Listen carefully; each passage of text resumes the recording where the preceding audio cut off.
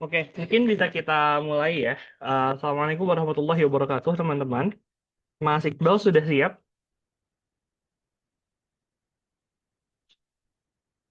Siap, Mas Mas. Iqbal? Siap, mantap. Bismillahirrahmanirrahim.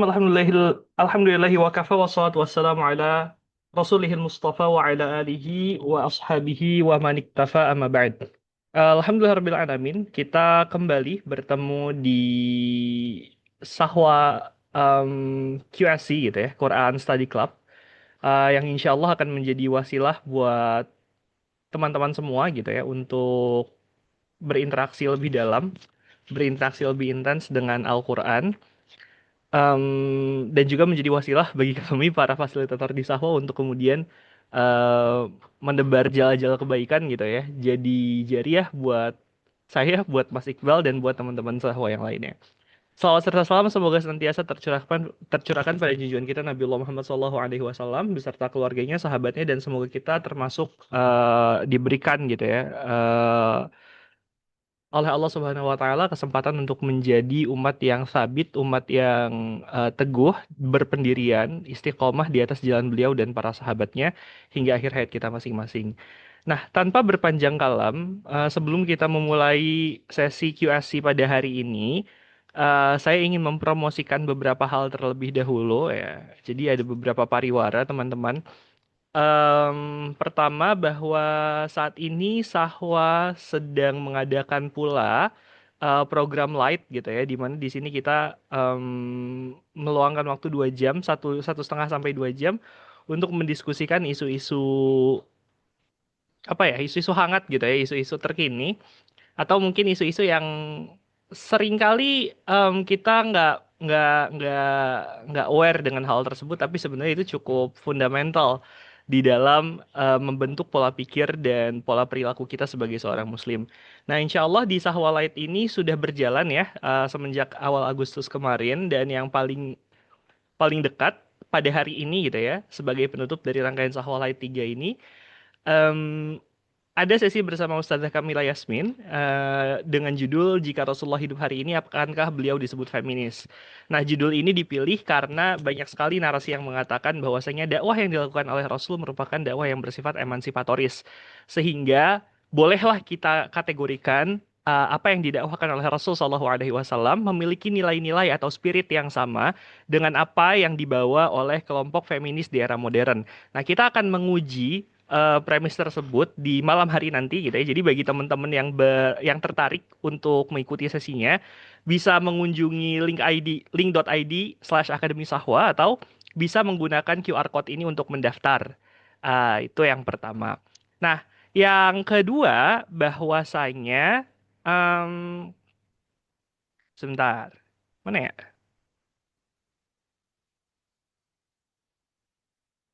Itu ya, jadi seperti itu.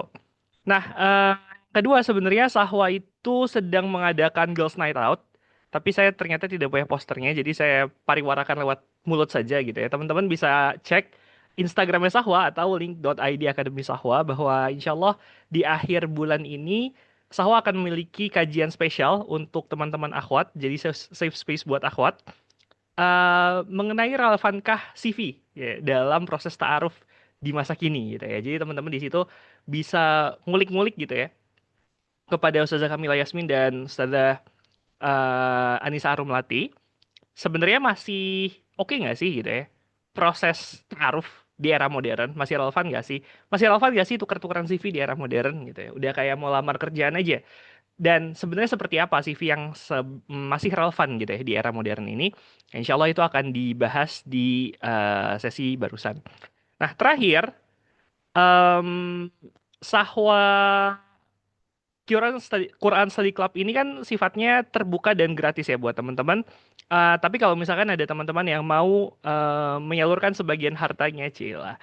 Ada yang mau traktir teman-teman Sahwa ya, traktir maca buat teman-teman Sahwa, boleh menggunakan QR link ini untuk melakukan donasi di platform link ID seperti itu ya.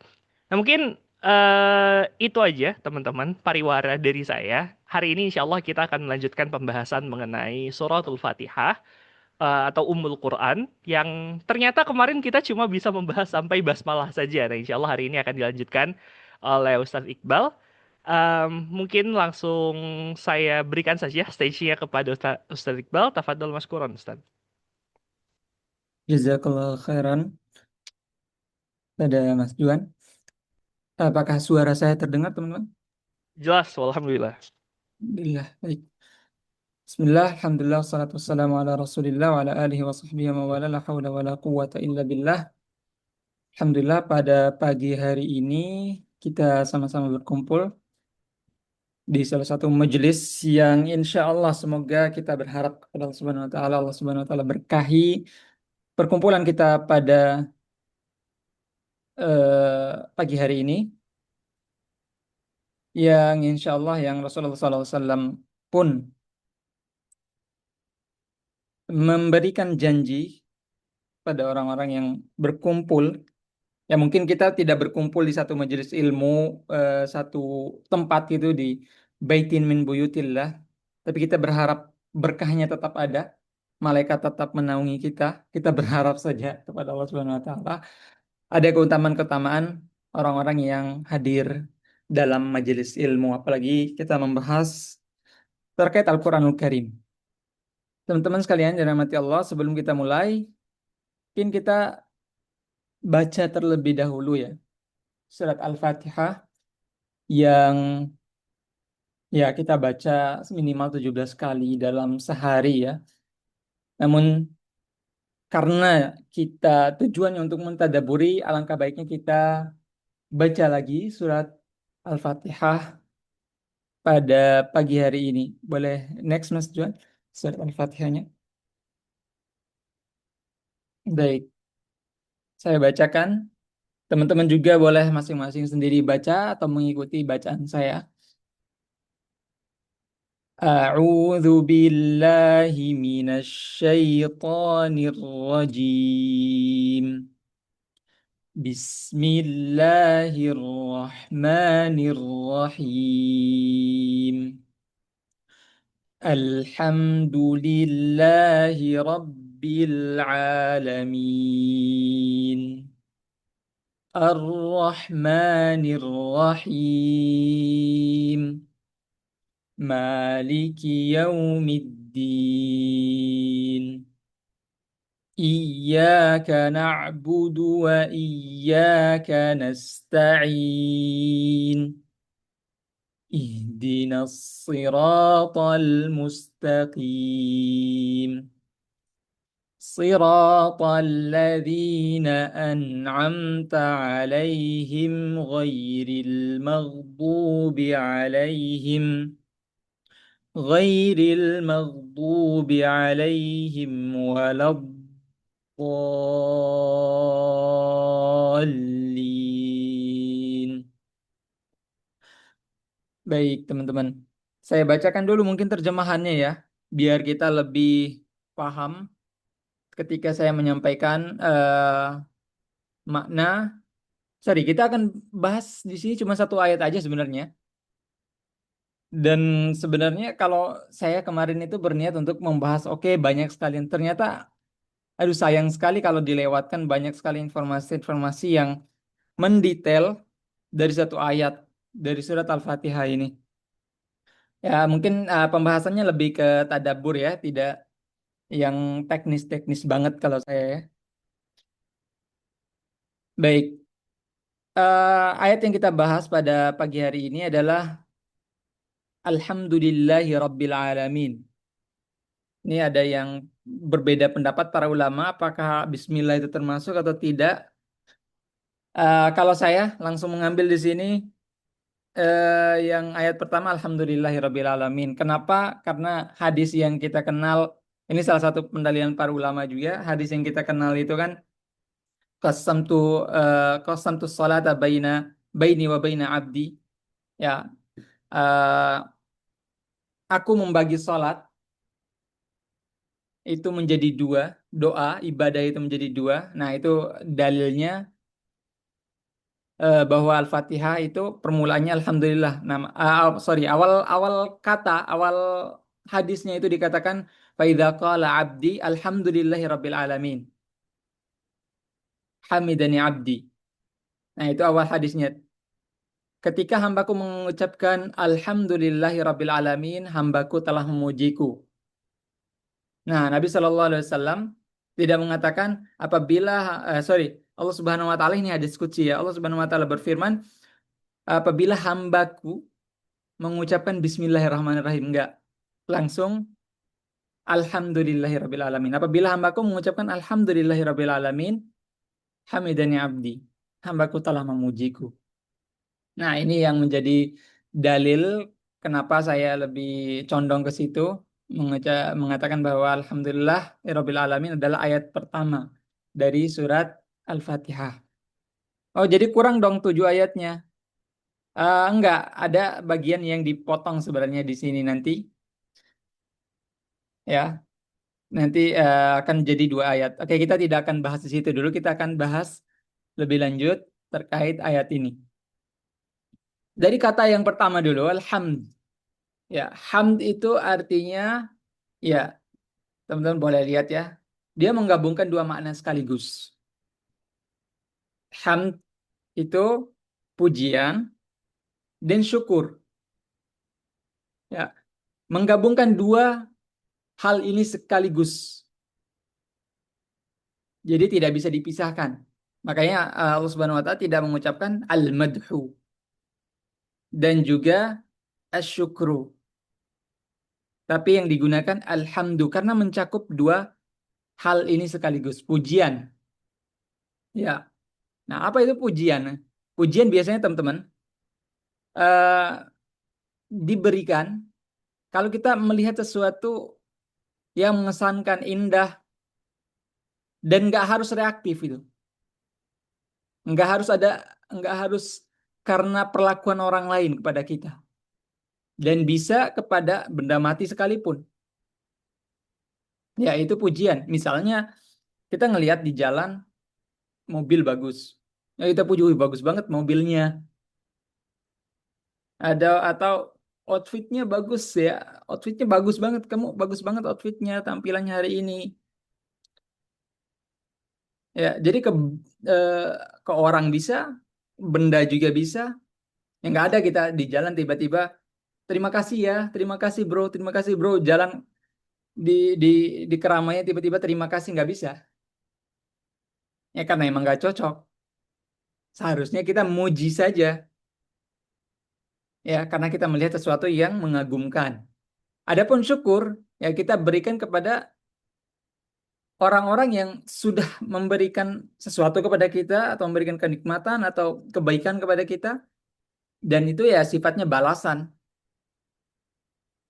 Ya, kita tidak bisa eh, tiba-tiba ujuk-ujuk terima kasih kepada orang yang tidak memberikan apa-apa kepada kita itu. Ya tadi tiba-tiba di jalan random aja bilang terima kasih bro, terima kasih bro. Oh ya, orang juga bingung ya. Jadi itu hamd. Dalam bahasa Arab seperti itu. Hamd itu dia menggabungkan 2 makna sekaligus. Pujian dan syukur. Nah, pujian dan syukur itu tergabung di dalam kata hamd ini. Hamd. Kalau masdarnya itu hamd. Ya, boleh lanjut Mas Juan? Baik. Ini contohnya ya. Syukur tanpa pujian. Ini kisahnya Firaun alaihissalam. Nabi Musa alaihissalam kepada Firaun. Firaun itu nuntut. Dia bilang gini.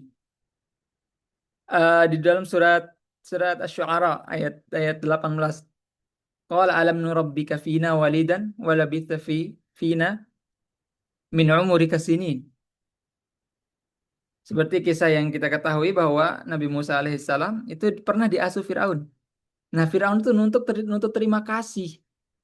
Bukannya kamu pernah tinggal bersama kami, saya rawat kamu. Bukannya kamu dirawat oleh keluarga kami. Dan kamu tinggal beberapa tahun dengan kami. Ya, Dan Nabi Musa alaihissalam, apakah beliau berterima kasih? Iya, berterima kasih. Tapi apakah memuji Fir'aun? Tidak.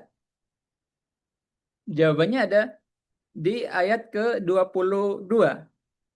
Nabi Musa alaihissalam mengatakan, oke, iya benar. Wa tilka ni'matun tamunnuha alayya. Itu nikmat, yaitu kebaikan yang kamu berikan kepadaku saja. An abbata bani Israel. Tapi engkau juga sudah menjadikan Bani Israel itu sebagai budak. Jadi Fir'aun di sini mendapatkan terima kasih Nabi Musa, tapi tidak dapat pujian dari Nabi Musa. Baik, kemudian Nabi Ibrahim dan Azar. Sorry, ini seharusnya Luqman ya. Kayaknya saya salah menaruh referensi di sini yang lebih detailnya lagi terkait Luqman alaihissalam. Ketika dalam Al-Quran Allah Subhanahu wa taala berfirman, "Wassaynal insana biwalidayhi ihsana, hamalathu ummuhu wahnan ala wahnin wa fisaluhu fi amain anishkurli wa liwalidayka ilayal masir." Jadi di situ ada perintah untuk bersyukur kepada Allah dan juga kepada orang tua. Ya, bersyukur kepada Allah dan kepada orang tua. Anishkurli wali walidayka ilayal masir. Bahkan ayat setelahnya itu, wa in jahadaka ala an tusyrika bi ma laysa laka bihi ilm fala tuti'huma wa sahibhuma fid dunya ma'rufah. Ada perintah buat bersyukur. Orang tuanya itu meminta untuk menyekutukan Allah, tapi ya kita harus tolak dengan cara yang baik dan tetap bergaul, bermuamalah dengan orang tua itu dengan cara yang baik. Tetap kita bersyukur, tetap kita memberikan terima kasih atas segala kebaikan yang orang tua kita berikan kepada kita. Boleh next, Mas?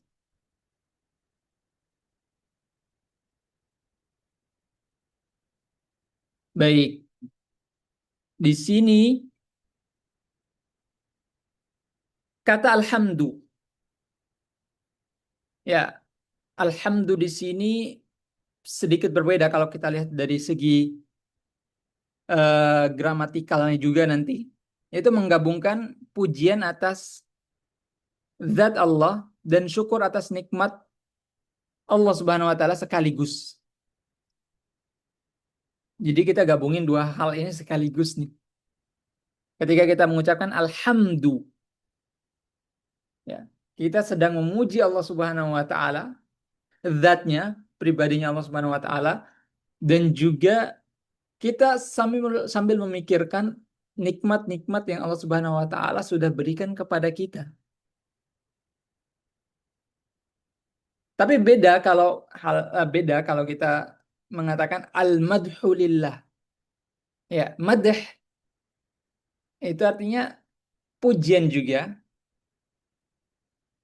akan tetapi dia pujian yang masih ada konotasi buruknya. Makanya di dalam syair Arab itu salah satu genre daripada syair ya madh, bukan alhamd, tapi al-madh. Ada beberapa kan, adalah ghazal, ada madh, apalagi ya, ada beberapa. Nah, madh ini bisa digunakan untuk benar-benar memuji.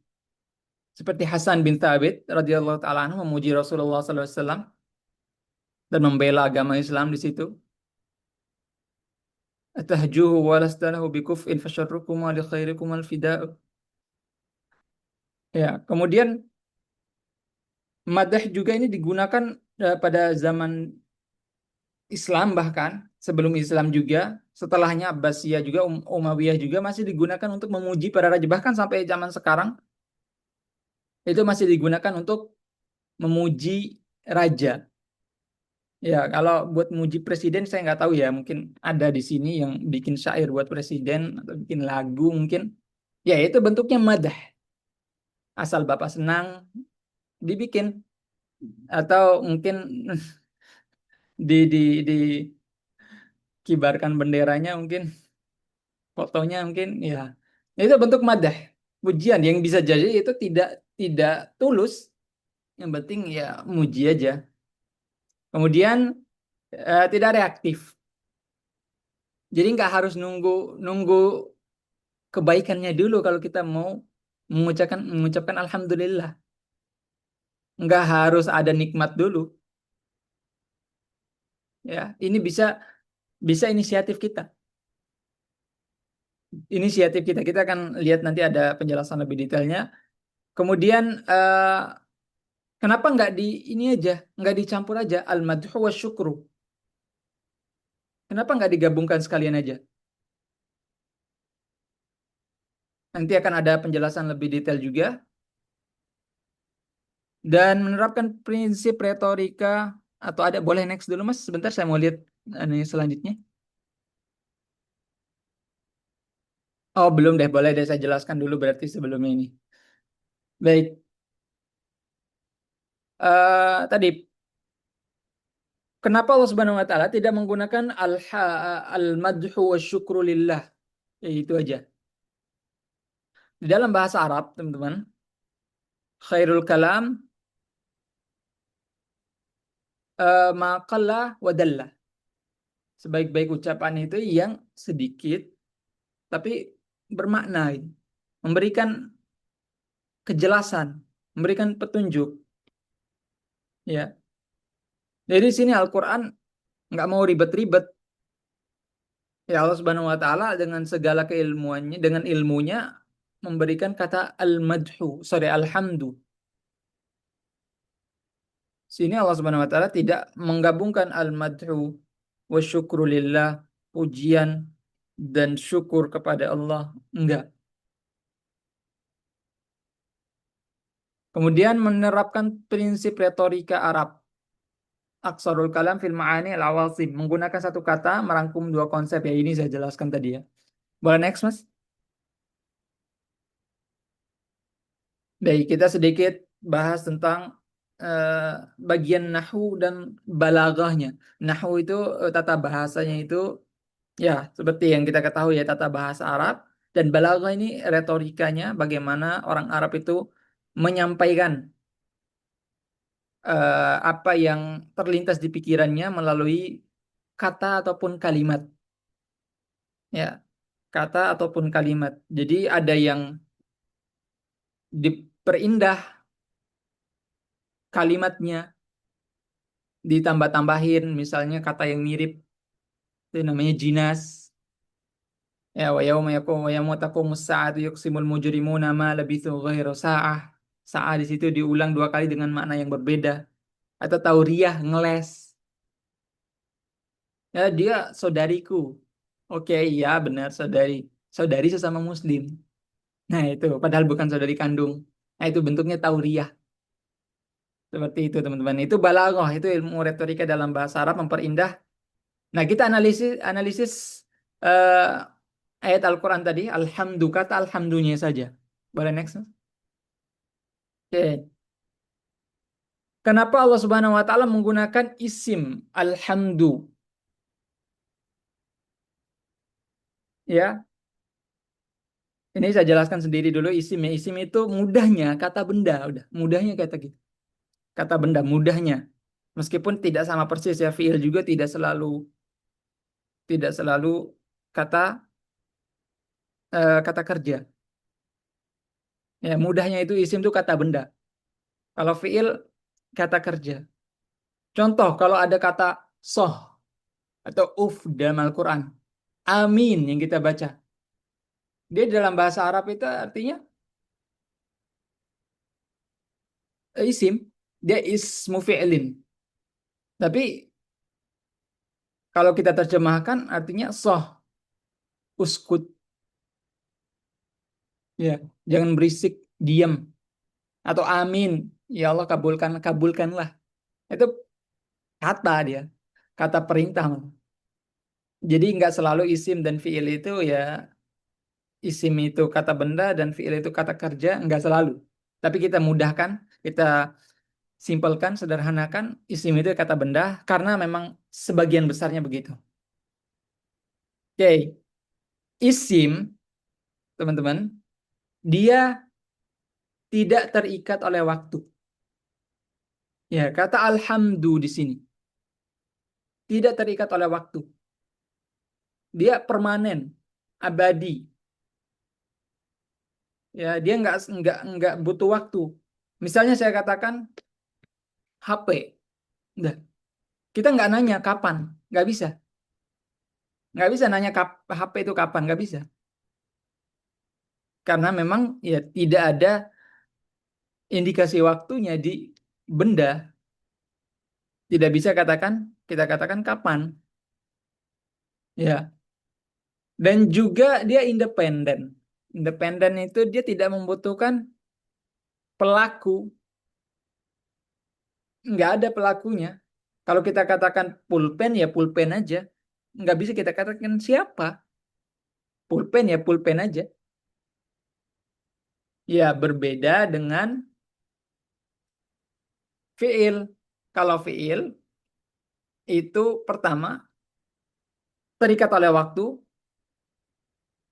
ya kata alhamdu tidak terikat oleh waktu. Ya sedikit saya jelaskan kalau teman-teman ketemu kata dalam Al-Quran ataupun di luar Al-Quran yang ada alnya, itu pastikan dia isim. Pastikan dia isim. Salah satu ciri-ciri isim itu ya beralif lam. Kalau di alfiyah itu bil jarri wa tanwini wa nida wa al wa musnadin lil ismi tamyizun hasal. Ya, salah satunya tanwin, kemudian bisa dimasukkan oleh nida ya Muhammad. Nah, kalau ada ya, kemudian setelahnya nama misalnya, ya pastikan setelahnya itu isim. Wa al dan alif lam. Oke. Jadi kata alhamdu itu isim dan dia tidak terikat oleh waktu, berbeda dengan fiil. Fiil itu pasti terikat oleh waktu. Misalnya memukul, ya kapan terjadinya peristiwa memukul itu? Apakah dia maldi yang telah lalu ataupun yang sekarang hadir mudhari' atau sifatnya perintah amr. Amr itu ya kita perintahkan sekarang, kejadiannya masa depan, masa yang akan datang. Jadi waktu fiil itu ada tiga tadi. Ya dia selalu terikat oleh waktu itu. Fiil madhi, mudhari, dan amr. Entah sekarang, atau yang telah lalu, atau yang akan datang. Itu yang pertama fiil. Makanya Allah Subhanahu wa Ta'ala tidak menggunakan kata fiil. Ahmadulillah enggak. Atau ashkurulillah tidak. Atau amdahulillah. Tapi alhamdulillah. Karena dia tidak terikat oleh waktu. Dan tidak terikat oleh pelaku. Ya, terjadi pemukulan misalnya. Memukul. Siapa yang memukul? Ya, pasti. Ini kaidah dalam bahasa Arab, teman-teman. Setiap fiil itu pasti ada fa'ilnya. Setiap pekerjaan pasti ada pelakunya. Pasti ada subjeknya di situ. Baik dia terlihat ataupun tidak terlihat. Makanya ketika i'rab misalnya, i'rab sedikit i'rab itu eh, menjelaskan bagian-bagian kedudukan dari kata. Ya, ketika i'rab itu misalnya kita bilang qama Muhammadun, qama fi'lu madin mabniun alal fathi, baru setelah itu nggak boleh berhenti, harus tahu fa'ilnya mana dulu, wa fa'iluhu atau Muhammadun fa'ilun marfu wa alamatu raf'i dhammatun zahirah ala akhirih, harus menjelaskan siapa pelakunya. Jadi fi'il itu harus ada pelakunya. Baik, boleh lanjut Mas? Oke, baik. Jadi kesimpulannya tadi saya simpulkan dulu ya. Ketika kita mengatakan alhamdulillah, yang ada di bayangan kita adalah Allah Subhanahu wa taala, ya. Kita memuji Allah Subhanahu wa taala, kita mensyukuri nikmat Allah Subhanahu wa taala, yang mana Allah Subhanahu wa taala itu terpuji, senantiasa terpuji, tidak terikat oleh waktu. Sebelum, sesudah kita memujinya, Allah Subhanahu wa taala tetap terpuji, tidak terikat oleh waktu. Kita mengucapkan alhamdulillah, mau kita puji, ini yang kedua ya, pelaku ya. Ataupun kita tidak puji Allah Subhanahu wa taala, tidak mengucapkan alhamdulillah, Allah tetap terpuji. Makanya Allah Subhanahu wa taala menggunakan isim tadi. Karena tidak terikat oleh waktu dan tidak terikat oleh waktu.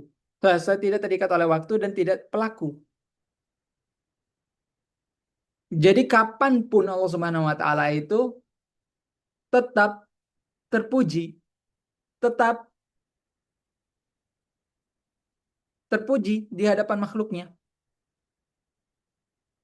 Ya, jadi selama-lamanya, sebelum ataupun sesudah, Allah Subhanahu wa taala itu tetap terpuji. Mau ada yang muji ataupun tidak, Allah Subhanahu wa taala tetap terpuji. Makanya ketika kita mengucapkan alhamdulillah, teman-teman coba resapi makna ini. Kita memuji zat yang maha terpuji, yang tidak terikat oleh waktu dan tidak terikat oleh pelaku. Kemudian di sini, kenapa nggak pakai inna saja seperti yang kita pahami, yang kita dengar innal hamdalillah dalam khutbah-khutbah. Ya, kenapa tidak menggunakan kata inna saja, innal hamdalillah hi rabbil alamin. Ya, di surat Al-Fatihah sini yang mengucapkan itu orang-orang yang bukan orang-orang yang ragu. Jadi teman-teman, dalam bahasa Arab itu ada khabar dan insya. Ya, khabar itu ya kabar. Tapi terkadang kalau kita mau mengucapkan sesuatu, mengabarkan sesuatu, kita harus memperhatikan siapa objek yang kita ajak bicara ini. Makanya kadang kita perlu penegas. Seperti kata inna. Inna artinya sesungguhnya. Penegas. Ya, tergantung siapa yang kita ajak bicara. Ada yang bahkan menggunakan muakkidain. Ada yang menggunakan dua penegas sekaligus. Laqad khalaqnal insana fi ahsani taqwim. La qad. Ada lam di situ, tambah qad lagi. Dua. Contoh kalau mau banyak sekaligus. Wallahi innahu ladajjal. Udah ada sumpahnya wallahi. Ada inna. Ada lam lagi. Tambah sirah mubalaghah lagi. Dajjal. Yang sering bohong. Tukang bohong. Pendusta. Itu double-double itu kalau. Bukan double lagi. Itu udah 4 itu. Penegasan. Nah, kenapa Allah Subhanahu wa taala tidak menggunakan kata alhamdu, innal hamda di sini seperti eh, di khutbah-khutbah? Ya karena tidak ada unsur emosional di situ. Kita tidak sedang mengatakan kepada orang lain untuk memuji Allah. Ini karena kesadaran tersendiri, kesadaran diri kita. Alhamdulillah. Tidak ada niat untuk membuat orang lain untuk ikut. Adapun khutbah, kita sedang berada di atas mimbar, sedang menegaskan itu bahwa Allah Subhanahu wa taala Maha terpuji. Kemudian inna juga itu informatif dan argumentatif tadi ya. Tadi yang sudah saya jelaskan, Jadi tidak ada urgensinya di sini harus menggunakan kata inna di surat Al-Fatihah karena kita sedang dialog dengan Allah Subhanahu wa taala. Yang ngapain tidak perlu kita tegaskan seperti itu. Cukup dengan alhamdulillah itu sudah mencukupi makna yang pujian kita kepada Allah Subhanahu wa taala. Boleh lanjut, Mas? Baik. Terkadang juga kita lihat ada ungkapan takbir yang bisa kita ungkapkan. Allahu Akbar, Allahu Akbar, Allahu Akbar, Allahu Akbar, walillahil hamd. Di balik, di dalam bahasa Arab ada takdim dan takhir. Bukan cuma jamak sholat ya, yang takdim dan takhir. Tapi juga kata di dalam bahasa Arab itu ada takdim. Ini ilmunya ilmu balaghah. Bukan tata bahasa lagi nih ya. Ini masuknya ke balaghah. Nah, di sini ketika kita memajukan suatu kata, contohnya seperti ini. Saya pergi ke sekolah. Biasa saja. Ungkapan itu netral, biasa aja. Tapi ketika saya katakan ke sekolah saya pergi, itu ada penekanan tersendiri. Seolah-olah ada kata hanya kepada sekolah, hanya ke sekolah saya pergi. Saya tidak pergi kemana-mana. Ya, makanya di dalam surah Al-Fatihah juga iya karena abudu wa iya karena stain. Di situ tuh ada yang seharusnya di belakang objek, tapi di depan. Iyaka na'budu. Seharusnya na'buduka. Kami menyembahmu. Tapi Allah Subhanahu wa taala eh, justru menggunakan iyaka. Ya, harus pakai iya dan kaf. Kafnya situ sebagai objek. Iyaka, hanya kepadamu. Kalau kita bilang na'buduka, ya kami menyembahmu. Tapi menyembah selainmu juga, ya.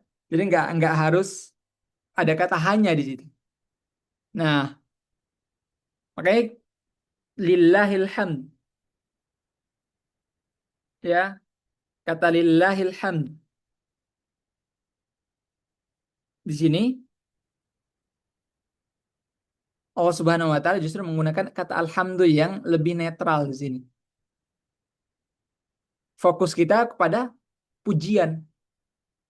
Di sini kita lagi fokus memuji Allah Subhanahu wa taala. Allah Subhanahu wa taala ingin mengabarkan kepada kita kita sini fokusnya untuk memuji Allah Subhanahu wa taala. Adapun lillahil hamd ini tadi argumentatif yang memang sifatnya untuk meyakinkan orang lain atau untuk memberikan sanggahan kepada orang-orang yang ragu. Boleh, Mas? Lanjut. Nah, adapun ketika Allah Subhanahu wa taala mengucapkan alhamdu, ya, alhamdu, ketika seseorang mau memperkenalkan dirinya, dia harus yang pertama kali memperkenalkan namanya. Nggak bisa memperkenalkan saya seorang ustadz, tiba-tiba ustadz. Ya kurang jelas. Namanya dulu saya Iqbal. Saya guru. Ya kurang jelas. Harus perkenalan itu ya dengan nama sendiri. Dan satu-satunya nama ini yang tidak disebutkan di apa namanya yang berbeda dengan nama lainnya Allah. Ya, Mas Juan sudah mungkin sudah menjelaskan sebelumnya terkait lafaz Allah ini apakah dia mustaq ataupun jamid atau belum ya mungkin ya. Nggak sempat ya kemarin. Cuma cuma disinggung aja. Ada pendapat yang mengatakan Allah itu mustaq, ada yang mengatakan bahwasanya itu isim jamid. Oke, baik. Iya, jadi ada yang mengatakan mustaq ataupun jamid. Mustaq itu diambil dari kata yang lain ataupun dia memang ya katanya seperti ini. Tapi kalau kita lihat tidak ada kata yang serupa dengan lafaz Allah seperti ini dalam bahasa Arab dengan cara baca seperti ini itu tidak ada. Ya, baik. Pemilihan nama Allah Subhanahu wa taala di sini Allah Alhamdulillah. Dia menggunakan nama diri, isim alam, ya untuk menunjukkan seluruh sifat yang maha sempurna. Sini Allah Subhanahu wa taala memperkenalkan kepada kita namanya Allah. Ya, siapa Allah itu? Nanti ada Rabbul Alamin. Berbeda jika menggunakan Ar-Rahman atau Al-Khaliq, ya. Karena lebih spesifik kata Ar-Rahman itu yang Maha Pengasih, memiliki kasih sayang, atau Al-Khaliq yang mencipta. Itu terlalu spesifik. Makanya nama Allah di sini yang mencakup semua makna-makna tadi. Ya, mencakup nama-nama Allah yang lainnya. Cukup dengan Allah itu sudah mencakup semuanya. Boleh lanjut, Mas? Baik, ini Rabb dan Al-Alamin. Kata Rabb, boleh lanjut? Ya, Alhamdulillahi Rabbil Alamin. Kata Alhamdu tadi sudah kita bahas. Ya, pujian dan syukur sekaligus. Kemudian kenapa dipilih Allah di situ? Yaitu namanya Allah Subhanahu wa taala dan mencakup semua nama-nama lainnya. Kemudian Rabb, ya. Rabb itu Al-Malik. Dia dalam bahasa Arab itu Rabb itu nggak cuman maknanya pemilik. Dia banyak di situ maknanya. Dia ada Rabb itu yang artinya Malik atau Malik, raja atau pemilik yang mutlak. Makanya nanti qiraatnya beda-beda di situ ada Mas Juan mungkin akan menjelaskan lebih detail bagian situ. Maliki Yaumiddin, ada kata Malik dan Malik. Kenapa dipanjangkan? Kenapa di surat An-Nas itu Malikin Nas? Kenapa di Al-Fatihah justru dibaca Maliki Yaumiddin dipanjangkan? Ya, karena Allah Subhanahu wa taala memiliki kedaulatan penuh atas dan hak legislatif, ini berat banget bahasanya. Menetapkan hukum aturan atas segalanya. Ya, Allah Subhanahu wa taala itu pemilik mutlak, Rabb. Alhamdulillah. Segala puji bagi Allah. Siapa? Rabb, pemilik segala sesuatu. Ya, yang memiliki hak dan untuk menetapkan hukum dan segala aturan. Tapi tidak hanya itu. Allah juga itu murabbi. Sorry, di sini seharusnya murabbi ya. Murabbi itu pengembala, bukan pengembala. Yang memelihara, yang merawat. Jadi Allah Subhanahu wa taala tidak hanya memiliki kita, tapi juga merawat. Ya, Allah Subhanahu wa taala tidak tidak hanya menciptakan kita begitu aja ya udah dibiarkan. Ada yang punya motor misalnya yang nggak diservis-servis, ya tidak diservis-servis, ini udah dibiarin gitu aja. Punya doang. BPKB ya ada, surat-suratnya ada. Ya, terus kemudian Al-Mun'im yang memberi nikmat. Ya, kita diberikan tangan, kita diberikan. Jadi Allah Subhanahu wa taala itu tidak hanya memberikan menciptakan tapi juga memberikan hadiah kepada kita, memberikan nikmat kepada kita. Kita diberikan nikmat jasmani, rohani, petunjuk, itu nikmat. Ya, di dalam ayat siratal ladzina an'amta, orang-orang yang engkau beri nikmat. Ya, minas siddiqin, minas syuhada, salihin, anbiya, ke orang-orang yang diberi nikmat. Baik, selanjutnya makna Rabb. Al-Qayyum, yang senantiasa memelihara. Allah Subhanahu wa taala, kata Rabb ini, Rabb, teman-teman, ini ada makna di dalam itu Al-Qayyum, yang senantiasa memelihara. Jadi bayangkan teman-teman, eh, ditahan oleh Allah Subhanahu wa taala beberapa detik saja oksigen yang ada di muka bumi ini hilang. Bayangkan seberapa besar kerusakan yang akan terjadi. Itu kita lihat deh yang lagi kebakaran nih. Semoga Allah Subhanahu wa taala berikan penyelesaian terhadap eh, bencana yang sedang terjadi di Kalimantan, ya. Allah Subhanahu wa taala cabut di situ nikmat oksigen, dan bahkan tetangga kita, negara tetangga itu sampai ribut gara-gara asapnya. Ya itu karena tidak menjaga keseimbangan alam. Orang-orang tidak menjaga situ. Baru sedikit saja itu, sebagian kecil saja. Itu dampaknya udah luar biasa. Nah, Allah Subhanahu wa taala itu senantiasa. Kita tidak apa ya? Allah Subhanahu wa taala melihara kita itu senantiasa. 24 jam kita hidup sehari itu dalam pengawasan Allah Subhanahu wa taala. Allah Subhanahu wa taala senantiasa memelihara kita. Kita nggak bisa bayangkan ketika kita tidur, Allah Subhanahu wa taala tahan oksigen atau tahan bagian jantung kita, misalnya beberapa detik saja darahnya nggak bisa ngalir, atau hal-hal kecil lainnya, teman-teman. Atau mata kita nggak bisa dibuka, itu paniknya minta ampun.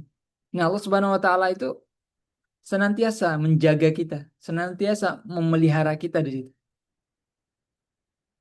Ya, makanya kehidupan kita tetap berlangsung.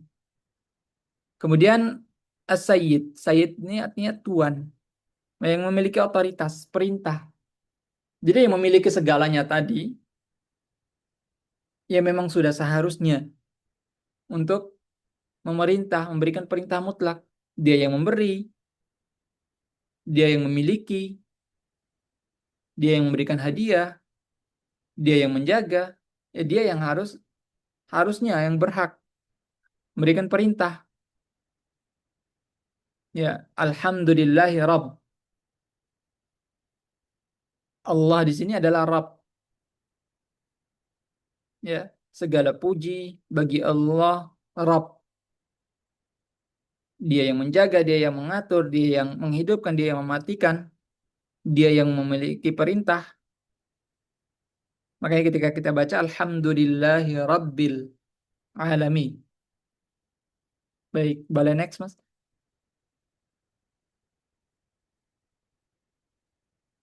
Ah, gelar Rob tidak bisa berdiri sendiri tanpa ada pihak lain. Rob menuntut adanya hamba, instruksi, aturan, dan sistem kepatuhan. Ya, Rob di sini dari segi katanya saja, kata Rob itu, teman-teman, secara umum artinya tuan. Ya, tuan. Kalau secara umum, makanya meskipun diperuntukkan untuk orang, bisa. Rob, kata Rob. Kayak ada kisahnya eh, Abdul Muttalib ketika Abraha itu datang dan dia menjarah semua hewan-hewan ternak orang-orang yang dilewatinya. Nah, salah satu yang diambil itu untanya kakeknya Nabi Muhammad SAW, Abdul Muttalib. Kemudian disamperin, didatengin. Udah kembalikan, itu punyaku. Terus Abraha bilang enggak, saya mau ngancurin Ka'bah. Ya Abdul Muttalib bilang, ya udah terserah. Kamu mau ngancurin Ka'bah silahkan. Ya, karena dia punya karena bait itu punya robnya. Karena Rabbul Ibil. Kalau Baitullah itu punya Allah, Kalau saya itu Rabbul Ibil.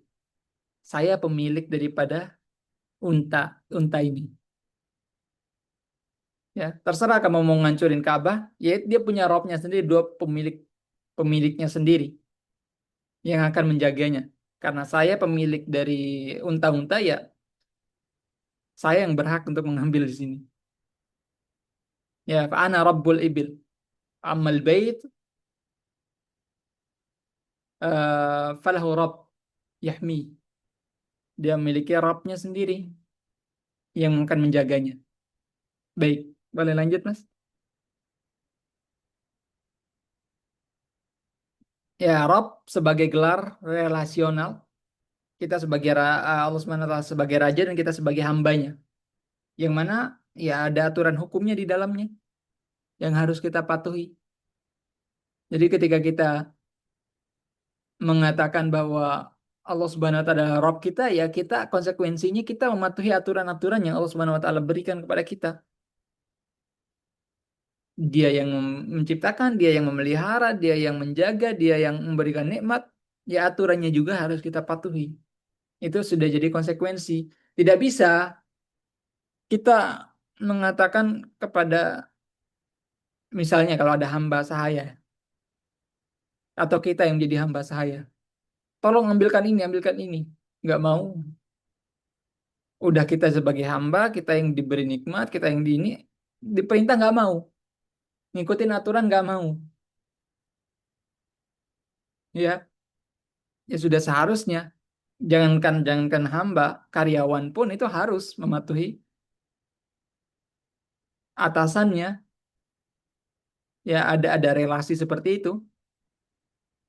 Kemudian as-sayyid ini lebih personal lagi. Makanya orang-orang Arab itu ya kata sayyidi disingkat jadi sidi. Ya, kalau kalau perempuan sayyidati disingkat jadi siti. Ya, karena ini sifatnya cinta. Sayyid itu ya seperti Habib. Kalau di Yaman biasanya Habib kan. Nah, kalau di Arab itu di Saudi sekitarnya itu pakai sayyid, pakai kata sayyid. Kayak ulama-ulama yang ada keturunannya dengan Nabi Muhammad SAW itu di sayyid. Kalau di Yordan itu syarif. Baik, boleh lanjut, Mas? Baik, al-alamin. Tidak sekedar berarti dunia, tempat, melainkan merujuk pada penghuninya yang berakal dan berbudaya, meliputi bangsa-bangsa, generasi, peradaban, dan komunitas manusia dari masa ke masa. Jadi kata al-alamin, alamin, alam, di sini kalau kita lihat salah satu maknanya ya, sebenarnya banyak makna lainnya. Itu hanya dunia yang kita tinggali sekarang. Dunia dan manusianya gitu. Dengan segala kompleksitas di dalamnya. Jadi bisa jadi alam saya dengan alam teman-teman itu beda. Karena kita hidup di lingkungan yang berbeda, budaya yang berbeda. Ya, bisa jadi di teman-teman mukul kepala itu tidak boleh, di tempat saya mukul kepala biasa aja. Karena alam kalau di dalam bahasa Arab itu beda. Apa alam kita beda, budaya kita beda. Generasi juga dengan generasi yang lampau itu kita udah berbeda alam di situ, berbeda masa. Makanya di dalam surat Al-Baqarah di antara maknanya itu faddal inni faddaltukum 'alal alamin. Bani Israel itu diberikan fadilah keutamaan atas al-alamin. Ya, al-alamin di situ bukan seluruh makhluk, bukan seluruh eh, komunitas, bukan seluruh generasi, enggak. Al-alamin ya orang-orang yang hidup pada masa itu. Ya. Faddaltukum 'alal alamin. Ya orang-orang yang ada pada zaman itu, generasi pada zaman itu, bangsa yang ada pada zaman itu. Jadi Bani Israel diberikan keutamaan atas bangsa-bangsa lainnya yang hidup pada zamannya. Adapun ketika generasinya Nabi Muhammad ya beda lagi. Kita yang diutamakan Allah Subhanahu kuntum khaira ummatin ukhrijat linnas. Kita adalah sebaik-baik umat yang pernah dikeluarkan atau diciptakan Allah Subhanahu wa taala untuk orang-orang, untuk manusia. Baik, jadi itu makna al-alamin. Baik. Kemudian implikasi terhadap keragaman, 5 menit lagi ya. Tidak ada bahasa atau budaya superior yang secara inheren. Kemudian tidak ada ras, bangsa, atau suku yang lebih mulia dari yang lain. Satu-satunya ukuran kemuliaan di hadapan Allah adalah ketakwaan. Ya, inna akramakum indallahi atqakum. Dan Allah adalah Rabb bagi seluruh bangsa. Sehingga tidak ada satu kelompok pun yang dapat mengklaim monopoli atas Allah. Nah, jadi ini makna dari al-alamin. Ya, jadi orang-orang yang nggak bisa mengaku dirinya sebagai orang yang paling baik di hadapan Allah karena suku tertentu, budaya tertentu, kebiasaan tertentu nggak bisa. Yang mulia di sisi Allah karena takwanya. Ya, makanya ketika kita ucapkan Alhamdulillahi Rabbil Alamin. Segala puji bagi Allah Rabb. Ya, kalau di dalam Al-Quran kita semesta alam. Semesta alam itu tidak hanya mencakup seluruh alam semesta, tapi juga kompleksitas kehidupan di dalamnya juga. Kehidupan berbangsa, bernegara, suku-suku, perbedaan dan lain sebagainya. Itu Allah Subhanahu wa taala adalah Rabb-nya, ya, yang berhak mengaturnya. Itu Allah Subhanahu wa taala. Makanya ketika zaman sebelum Nabi Shallallahu alaihi wasallam itu kan nabinya beda-beda, tergantung ras, bangsa tertentu, suku tertentu, tidak universal. Nabi ada bangsanya sendiri. Ada yang Bani Israel, ada Thamud, Nabi Saleh, dan lain sebagainya. Akan tetapi, tetap Rabb-nya Allah Subhanahu wa taala, aturannya Allah Subhanahu wa taala, yang menciptakannya Allah Subhanahu wa taala juga. Alhamdulillahi Rabbil Alamin. Baik, boleh lanjut, Mas? Ya, sini mengucapkan Alhamdulillahi Rabbil Alamin adalah komitmen batin kita, ya, nggak cuman sekedar tidak palsu, bukan bukan bukan al-madhu tadi, yang cuma di lisan doang. Kalimat ini menegaskan pengakuan bahwa pujian yang abadi dan mandiri hanya milik Allah. Mau ada yang muji ataupun tidak ada yang muji, kapanpun itu Allah Subhanahu wa taala tetap terpuji. Kemudian Allah Subhanahu wa taala yang memberi nikmat, yang memberikan senantiasa mengurusi kita, dan pemilik seluruh bangsa generasi peradaban manusia. Pengakuan ini menunjukkan identitas muslim yang rendah hati, optimis, berempati, bersyukur, dan tunduk pada aturannya. Yaitu konsekuensinya.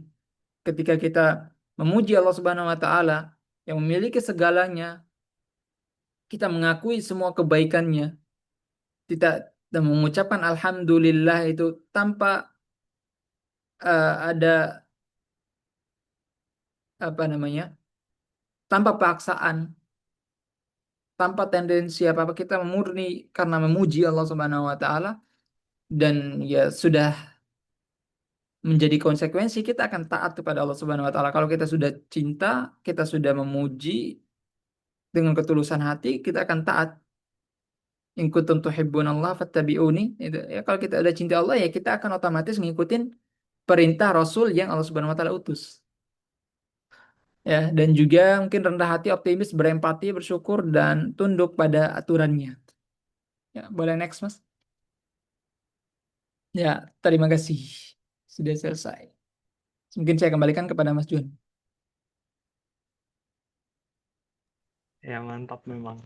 Jadi seperti itu ya teman-teman, kalau pace-nya kita bedah bisa-bisa Fatihah ini baru selesai 2 bulan lagi gitu ya. Satu pertemuan satu ayat. Tapi nggak apa-apa. Alhamdulillah kita telah menyelesaikan begitu ya.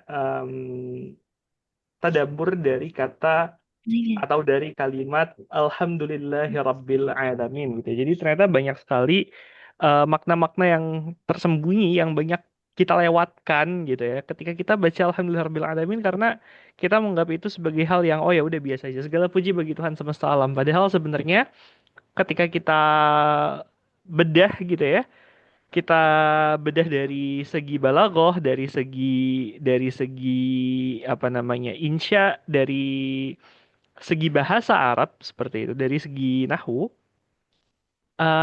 dia punya makna yang sangat dalam gitu ya. Dia punya makna yang tidak sama dengan kalimat-kalimat lain dalam memuji kepada Allah Subhanahu wa taala. Begitu. Nah, barusan sempat disinggung terkait dengan kata Allah gitu ya. Kata Allah ini apakah jamid atau mustaq? Barusan saya sudah kirimkan di grup terkait dengan di grup di chat terkait dengan asal usul dari kata Allah. Jadi teman-teman kalau misalkan mau silakan di copy dan dibaca di lain waktu. Nah, ini ada pertanyaan Kak dari Mas Tommy Chandra. Mau tanya Kak, dalam konteks ini apakah berlaku untuk semua umat Islam atau seluruh agama dan lain-lain berarti setara? Maksudnya, apakah Islam dan seluruh agama lain itu berarti setara? Kemudian pertanyaan kedua, dulu kan di Arab ada perbudakan, ya. Dan di zaman pada orang-orang kulit hitam, perbudakan juga baru dihapus di zaman modern. Apakah bagian alamin ini bisa menjadi pegangan untuk kita mengcounter bahwa seharusnya tidak ada yang namanya perbudakan gitu? Nah, silahkan, Kak Iqbal.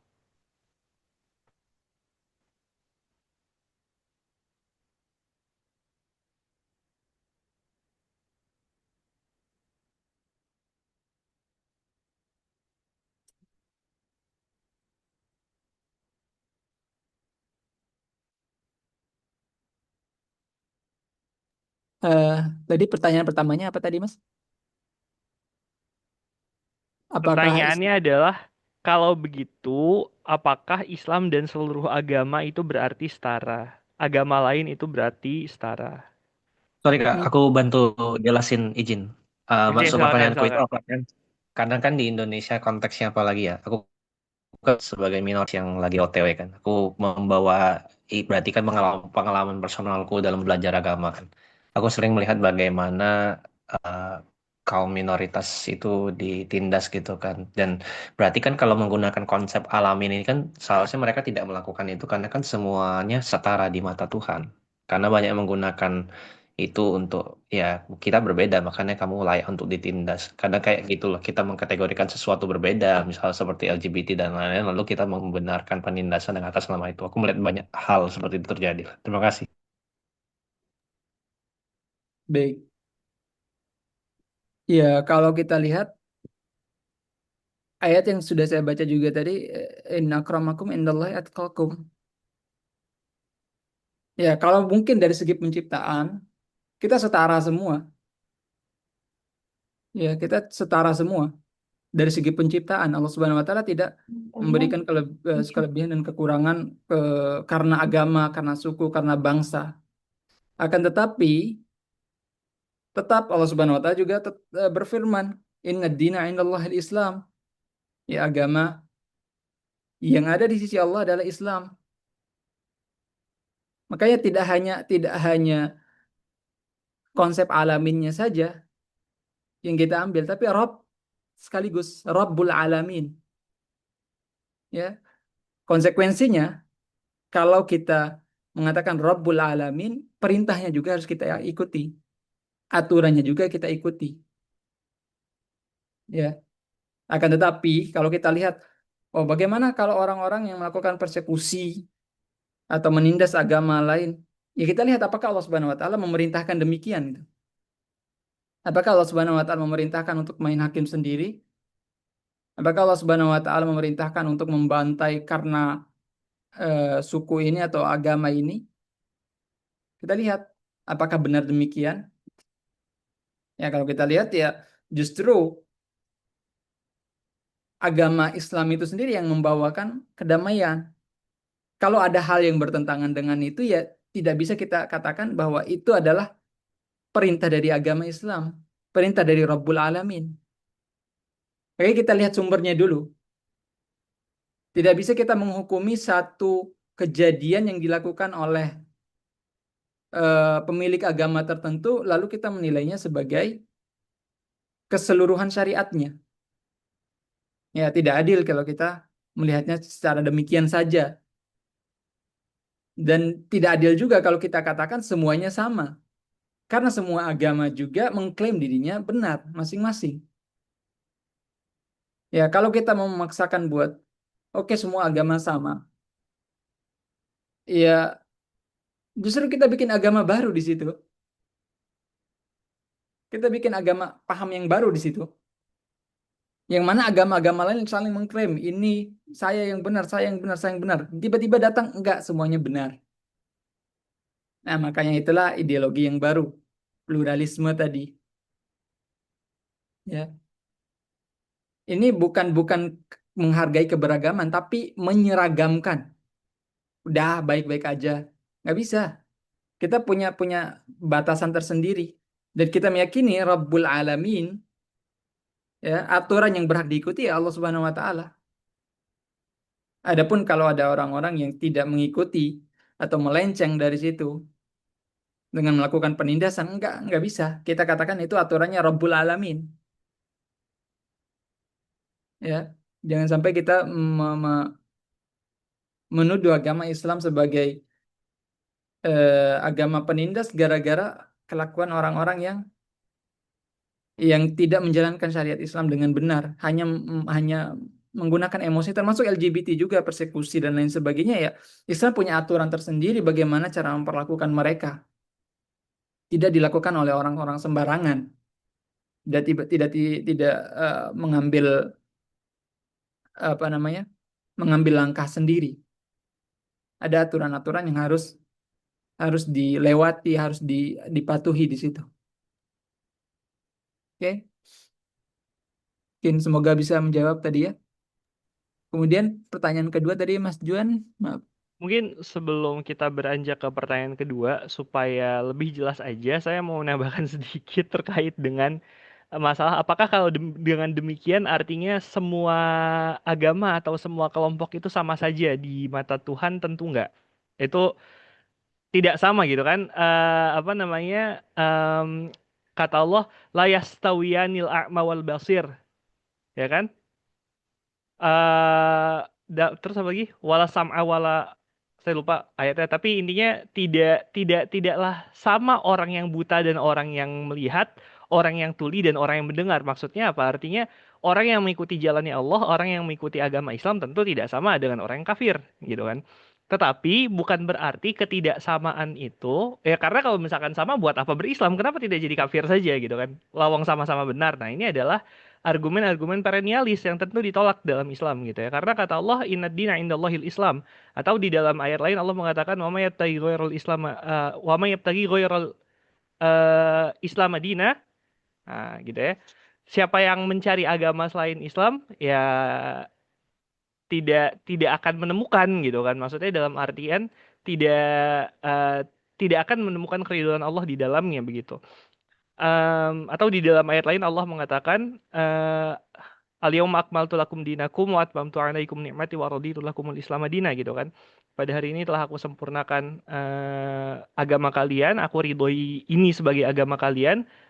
Sorry, al-yauma akmaltu lakum dinakum wa atmamtu 'alaikum nikmati, dan telah aku sempurnakan nikmatku pada kalian dan aku ridhoi Islam sebagai dinan, sebagai agama kalian, sebagai pedoman hidup kalian. Jadi tentu tidak sama antara orang yang berpedoman hidup Islam dengan orang yang berpedoman hidup bukan di atas Islam.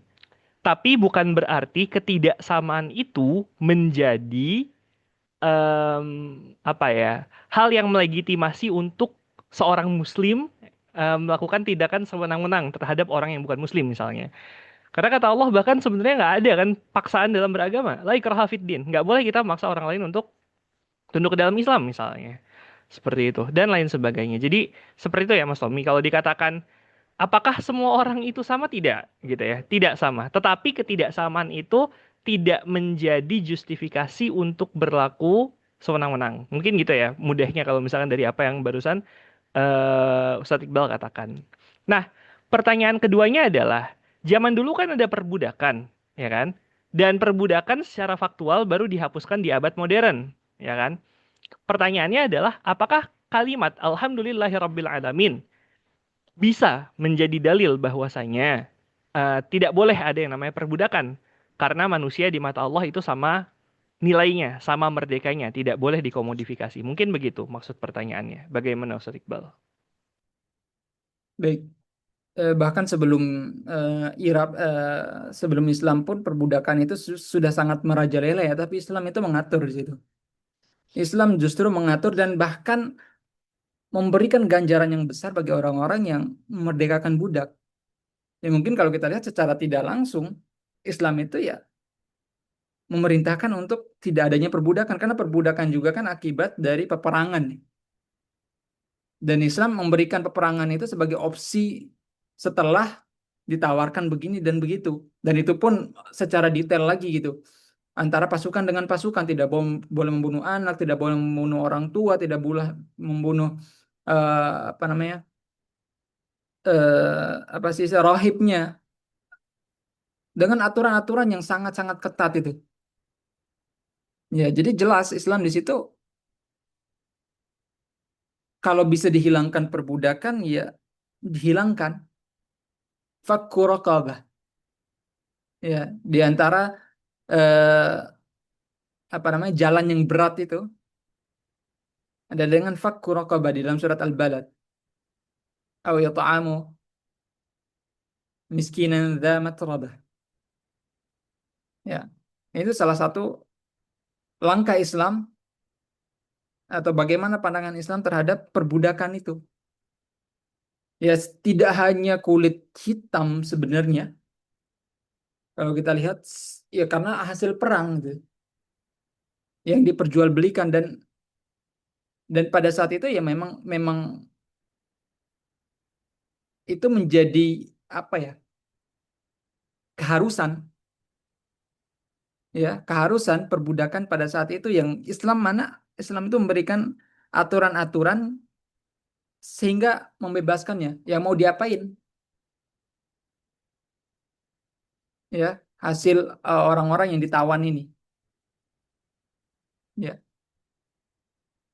Dan apakah Islam zaman ini udah dihapuskan? Itu klaimnya. Apakah benar-benar terhapus sekarang? Menurut saya enggak sih. Masih banyak di daerah-daerah di Afrika sana, mereka masih diperbudak. Malah Ya, sebenarnya kalau kata menimpali Mas Iqbal ya, saya izin.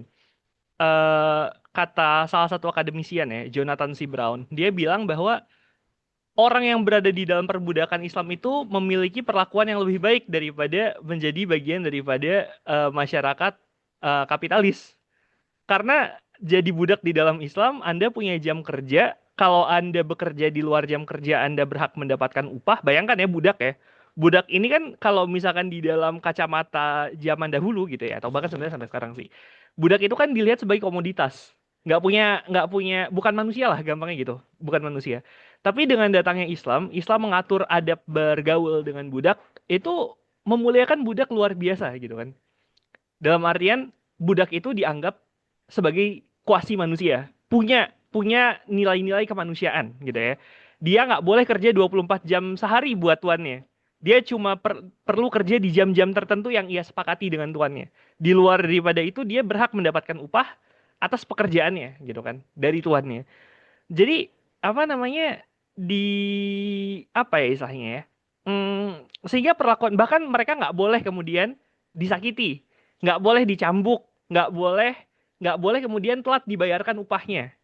Jadi perlakuan-perlakuan seperti itu, adab-adab bertaamul dengan budak di dalam Islam, mungkin ini bisa dikatakan sebagai bentuk apa ya defensif, tapi nggak juga gitu. Kenyataannya memang ternyata Islam memberikan avenue atau Islam memberikan jalan berinteraksi dengan budak jauh lebih manusiawi daripada masyarakat kapitalistik memberikan jalan interaksi antara pemilik kapital dengan karyawan-karyawannya gitu ya, dengan buruh-buruhnya. Nah, itu kan.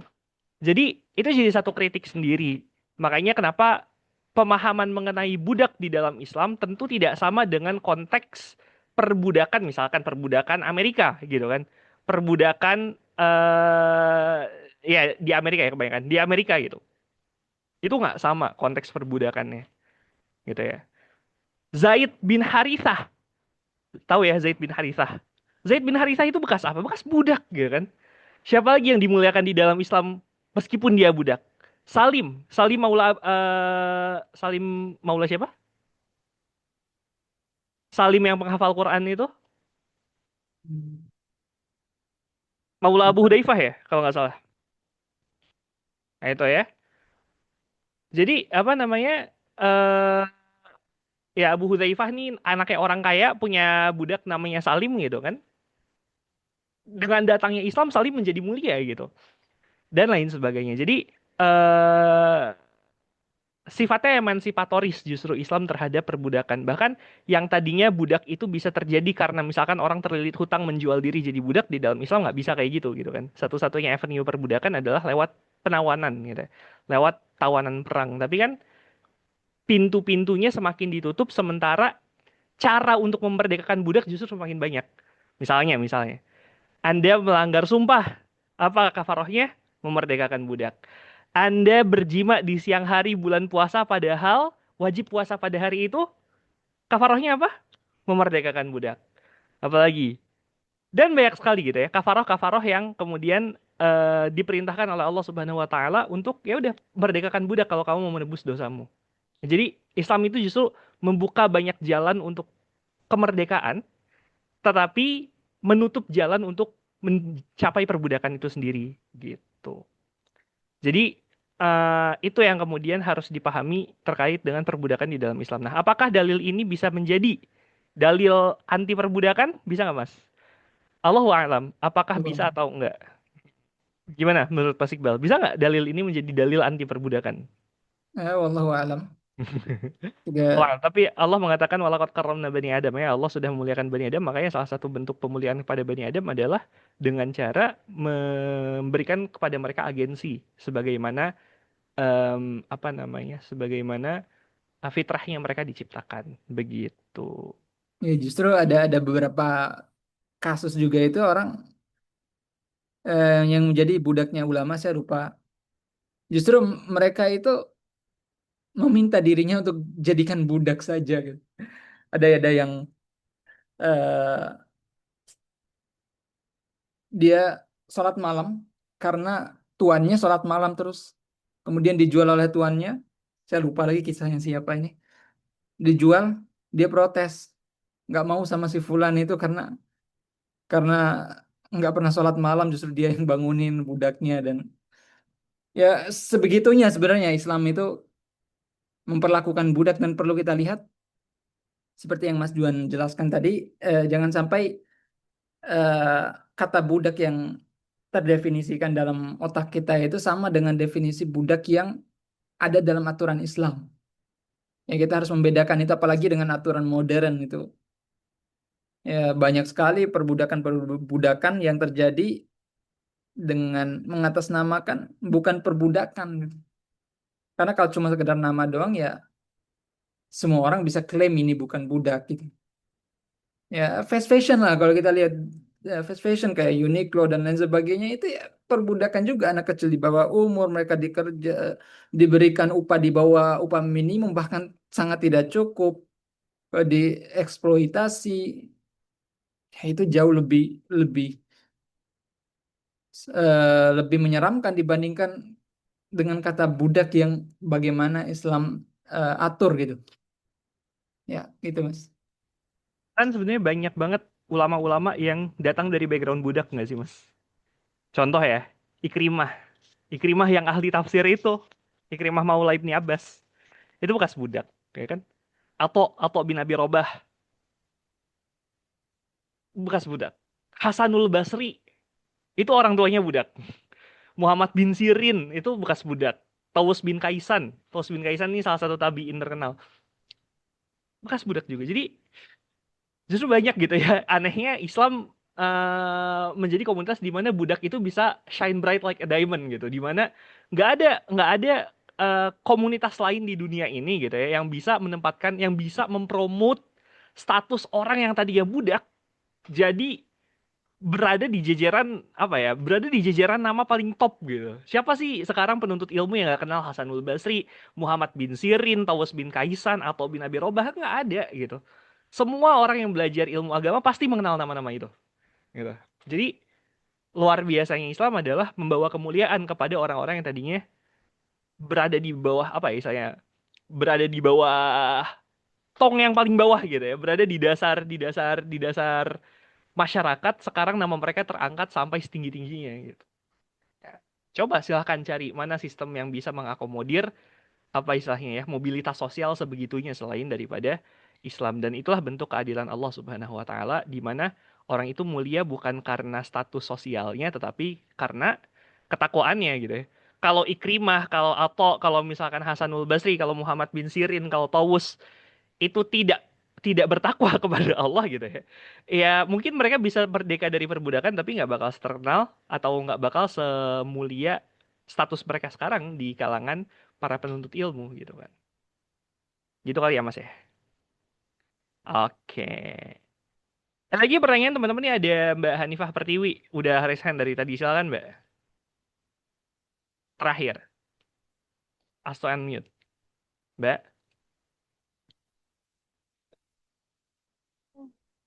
Nah, Terdengar suaranya bisa terdengar enggak, Bang? iya iya bisa didengar. Gini, izin nanya ya, Bang. Kan aku tuh lihat apa namanya postingan untuk pembacaan surah Al-Fatihah dalam sholat itu katanya nggak boleh putus-putus gitu. Aku lupa nama istilahnya apa. Misalnya Bismillahirrahmanirrahim. Alhamdulillahirabbil alamin. Ar-Rahman itu batuk-batuk. Ar-Rahmanirrahim. Sudah malah harus dibaca ulang dari Bismillah lagi gitu loh. Rukunnya gimana tuh Bang? Itu agak ragu hanya rasanya itu Bang. Oke. Ya dimengerti ya Ustaz Iqbal ya pertanyaannya. Apakah membaca Al-Fatihah di dalam sholat itu boleh diselak atau tidak boleh diselak? Silakan Ustaz Iqbal. Yes, mungkin saya langsung ke Mas Juan aja yang lebih paham kalau soal ini. Ya, saya juga baru dengar seperti itu ya. Sebenarnya ini kalau misalnya kita mau buka kitab-kitab modelan Tuhfatul Tulab dan lain-lain, itu ada pembahasan terkait dengan masalah Al-Fatihah, apakah dia boleh diselak atau tidak boleh diselak. Tetapi ala kulli hal gampangnya, kalau di dalam mazhab Syafi'i yang saya ketahui, ketika dia bersifat doruri, ketika dia bersifat bukan doruriyah gitu ya, karena adanya kebutuhan untuk menyelak seperti misalkan barusan dia terbatuk atau tenggorokannya terasa kering gitu ya. Bahkan kalau misalkan di dalam sholat sunnah mau minum dulu gitu ya, mau minum dulu maka boleh, nggak jadi masalah selama apa namanya, selama kemudian jeda di antara satu ayat dengan ayat lain tidak terlalu panjang. Misalkan kita baca begini, Alhamdulillahi Rabbil Alamin. Terus kita diam 10 menit, 20 menit gitu kan. Atau sampai datang waktu sholat berikutnya, nah itu terlalu lama gitu ya. Itu harus diulang lagi dari awal. Tapi kalau misalkan cuma sekedar mungkin 10 detik, 20 detik gitu ya, dalam waktu yang sebentar, sebentar atau lama basisnya apa Mas? Basisnya adat gitu ya. Tergantung orang setempat bilang itu lama atau sebentar gitu ya. Apa namanya? Kalau sebentar gimana ya? Kalau sebentar tidak masalah, dia tidak merusak kepada Al-Fatihah. Justru pernyataan seperti itu malah menimbulkan was-was gitu ya. Kita misalkan kita lagi baca nih udah sampai siratal ladzina an'amta 'alaihim, kemudian apa namanya batuk sedikit, nah, apakah harus diulang lagi dari awal? Nggak perlu gitu kan. Cukup diulang lagi dari ayat, atau misalkan kalau mau mengulang dari awal ayat boleh, nggak diulang pun nggak jadi masalah. Misalkan kita batuknya ketika wakaf gitu ya, kita bilang kayak gini, siratal ladzina an'amta 'alaihim gitu. Makanya nggak masalah, kita langsung melanjutkan ghairil maghdubi 'alaihim waladdallin, nggak masalah. Selama tidak dimaksudkan untuk bersuara gitu. Sorry, selama tidak dimaksudkan untuk berbicara di luar daripada bacaan sholat. Nah, tapi kalau misalkan dia disela, bukan dengan diam, tapi dengan kalam, dengan perkataan. Misalkan, Kita lagi baca Al-Fatihah, kemudian ada orang salam terus kita jawab salamnya. Maka sholatnya batal gitu ya. Satu, sholatnya batal, dengan demikian artinya Al-Fatihahnya tidak dihitung. Ketika dia mulai sholat lagi ya dia mengulang lagi dari awal seperti itu. Jadi bukan selama selama dia bukan berupa kalam, bukan berupa ucapan yang dimaksudkan untuk berkomunikasi gitu ya di luar sholat. Misalnya batuk atau sendawa atau sekedar menarik nafas dalam jangka waktu yang agak lama gitu ya. Misalkan apa namanya, diam barang 1-2 detik gitu ya. Alhamdulillahirabbil alamin. Ar-Rahmanir-Rahim itu nggak masalah. Itu nggak masalah. Tapi kalau misalkan dia diam dalam jangka waktu yang lama atau dia disela dengan perkataan selain daripada Quran atau zikir di dalam sholat, nah maka dia rusak Al-Fatihahnya. Dia harus diulang. Seperti itu. Cukup jelas ya, Mbak Hanifah? Jadi kalau misalkan masalah batuk atau masalah sendawa atau nguap, nggak perlu diulang bacaan Al-Fatihahnya. Berarti contohnya kayak gini ya, alhamdulillah, itu kan sendawa tuh. Alhamdulillahirabbil alamin. Boleh dilanjutkan kayak gitu lagi ya, Bang? Boleh diulang dari awal ayat atau ketika memang itu waqaf doruri gitu ya, maka dimulainya dari awal ayat nggak masalah. Oh Gitu ya. iya, oke oke. Oke? Syukur ya, Bang. Oke. Ada lagi pertanyaan teman-teman? Saya rasa kita cukupkan ya, sudah 11.25. Dari Kak Iqbal, ada pesan-pesan penutup? Ya, baik. Terakhir mungkin ya Mas ya. Hmm. Terkait tadabbur ini, saya lupa jadi belum belum nyampein ke definisinya itu. Ya, intinya kita tadabbur itu ya memikirkan ayat-ayat Allah Subhanahu wa taala. Jadi nggak harus teman-teman baca seluruh ayatnya dulu baru di tadabburi, nggak. Satu satu ayat per ayat itu teman-teman bisa melakukannya, mengambil ibroh di dalamnya dan ya mengambil pelajaran-pelajaran yang sekiranya itu sesuai dengan apa yang terjadi pada kehidupan teman-teman masing-masing. Jadi ayat Al-Quran itu memang memang untuk ditadaburi, lihat baru ayatih, ya untuk ditadaburi. Tidak hanya alam yang ditadabur, tapi juga ya ayat kauniyah dan ayat Quraniyah juga perlu ditadaburi ya teman-teman. Apalagi surat Al-Fatihah yang selalu kita baca. Tidak mungkin Allah Subhanahu wa taala pilih surat Al-Fatihah menjadi surat pertama yang turun secara sempurna dan menjadi pembuka Al-Quran kecuali dalamnya hikmahnya sangat besar. Jadi jangan sampai kita lompat begitu saja dari surat Al-Fatihah langsung ke surat-surat yang panjang. Justru Al-Fatihah dulu nih yang menjadi inti dari Al-Quran itu, yang kita pahami, yang kita tadaburi, pasti banyak sesuatu hal yang teman-teman bakal temukan di dalamnya. Ya, mungkin itu dari saya Mas Juan. Oke. Mungkin itu aja teman-teman. Kita semoga apa yang kita dapatkan ya, apa yang kita lalui selama 90 menit ke belakang bisa menjadi sebuah tambahan ilmu buat teman-teman, bisa menjadi sebuah, bukan bisa menjadi ya, harus menjadi sebuah tambahan ilmu buat teman-teman yang kemudian direfleksikan di dalam kehidupan kita sehari-hari begitu ya. Karena memang begitulah ilmu yang sifatnya musmiroh gitu ya. Ilmu yang bermanfaat itu adalah ilmu yang berbuah. Nah, buahnya ilmu adalah amal solih gitu ya. Semoga dengan mengikuti Quran Study Club ini atau QSC ini, teman-teman bisa mendapatkan ilmu baru, bisa mendapatkan pengetahuan baru, dan pengetahuan itu bisa menambah keimanan dan kerajinan teman-teman gitu ya dalam beramal solih kepada Allah Subhanahu wa taala. Mungkin itu aja dari saya. Kita akhiri dengan kafaratul majelis. Subhanakallahumma rabbana wa bihamdika nasyhadu an la ilaha illa anta nastaghfiruka wa atubu ilaik. Seandainya masih ada pertanyaan silahkan difungsikan grupnya dengan baik. Aku qouli hadza wassalamualaikum warahmatullahi wabarakatuh. Sampai jumpa 2 pekan lagi teman-teman.